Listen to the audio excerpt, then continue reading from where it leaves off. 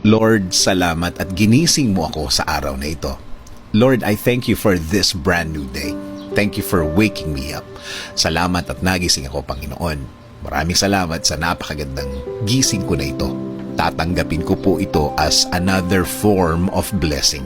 Humihingi po ako ng patawad, Lord, dahil minsan hindi ko nakikita ang kagandahan ng umaga at araw.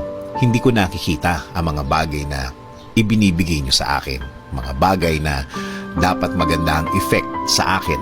Since na sa problema ako nakatingin, hindi ko po ito lahat nakikita. Kaya ngayon, Lord, mas magkukonsentrate ako sa mga biyaya niyo sa akin. Mas ibubukas ko ang aking mga mata, ang aking puso, ang aking isip. Mas hahanapin ko ang kagandahan ng araw at kagandahan ng sitwasyon. Sa ganda ng mga bagay na inilalagay niyo sa aking buhay.